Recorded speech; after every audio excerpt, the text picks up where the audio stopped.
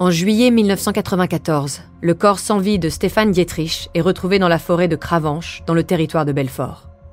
Il faudra 2 décennies d'acharnement à la famille pour enfin mettre en lumière le coupable.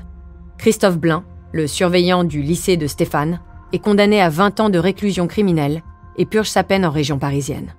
Pour amener de nouveaux éléments de compréhension, Marie Drucker a interrogé le professeur de criminologie, Alain Bauer. Bienvenue dans Au bout de l'enquête, l'affaire Stéphane Dietrich, épisode bonus. Cher Alain, professeur de criminologie, j'avais besoin de vos lumières d'experts pour éclairer cet épisode bonus d'Au bout de l'enquête. Bonjour Marie, c'est toujours un plaisir de pouvoir expliciter, rendre clair, transparent ce que sont les outils de la criminologie et donc la manière dont les enquêtes sont menées.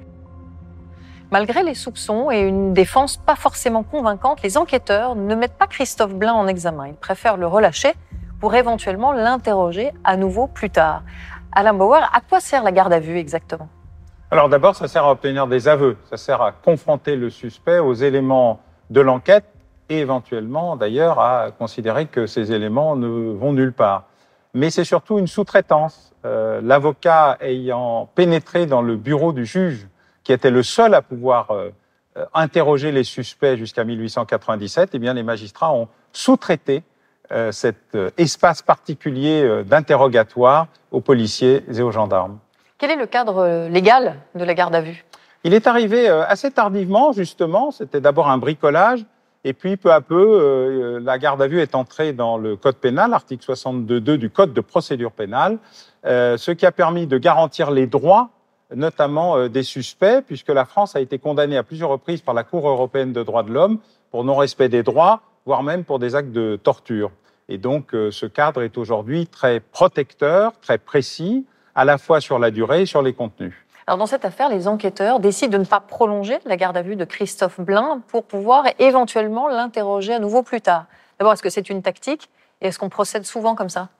Alors, c'est pas une tactique, c'est une obligation quand tout d'un coup, on se rend compte qu'il y a des éléments nouveaux, des pièces manquantes, des contradictions au cours de la garde à vue et qu'on n'a pas le temps de les vérifier dans les limites précises qui sont fixées par la loi, 24 heures renouvelables une fois 48 heures ou jusqu'à 5 jours dans des affaires extrêmement graves. Et donc, ça permet de ne pas gaspiller le temps de la garde à vue, sachant que si elle reprend, elle ne reprend pas de zéro, elle reprend de la minute exacte à laquelle elle s'est terminée précédemment et elle ne pourra pas durer plus longtemps.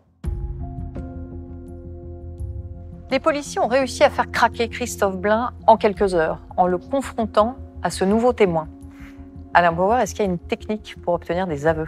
Il y en a même plusieurs. La plus ancienne s'appelle la technique REID, R-E-I-D, c'est un policier américain qui a inventé un processus extrêmement dur de confrontation qui pousse vraiment dans ses derniers retranchements le suspect qui lui indique qu'on sait tout et qu'il n'a plus qu'à avouer. C'est une technique très brutale qui s'est imposée rapidement un peu partout, alors même que sa première utilisation en 1955 avait accouché de faux aveux où la pression avait été telle que le suspect avait avoué un crime, dans ce cas précis l'assassinat de sa femme, qu'il n'avait pas commis. Malgré cela, elle est devenue la technique la plus populaire, celle qu'on voit en général dans toutes les séries télévisées, celle du méchant flic ou du bon flic, méchant flic, ensemble, poussant dans ses derniers retranchements le suspect. Alors, est-ce qu'il y a des techniques, disons, plus douces ?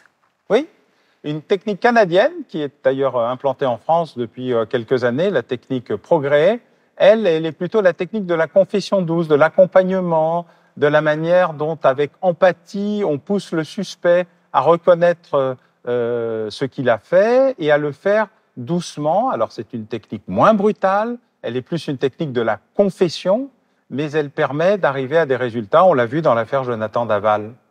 Merci Alain de nous avoir aidé à mieux comprendre les dessous de cette affaire. Je vous donne rendez-vous bientôt pour un nouvel épisode bonus d'Au bout de l'enquête. Oui Marie, merci et à très bientôt. Vous venez d'écouter l'épisode bonus d'Au bout de l'enquête consacré à l'affaire Stéphane Dietrich. Si vous avez aimé ce podcast, vous pouvez vous abonner sur votre plateforme de podcast préférée et suivre Initial Studio sur les réseaux sociaux. Au bout de l'enquête est un podcast coproduit par Initial Studio, Enibas Productions et France Télévisions, adapté de l'émission audiovisuelle éponyme produite par Enibas Productions et France Télévisions. Vous pouvez retrouver l'émission Au bout de l'enquête sur France 2 ou en replay sur France.tv. Production exécutive du podcast, Initial Studio. Production éditoriale, Sarah Koskiewicz, Astrid Verdun, assistée de Marie Agassan. Montage, Victor Benamou et Mona Delahaye. Avec la voix de Julie Drey.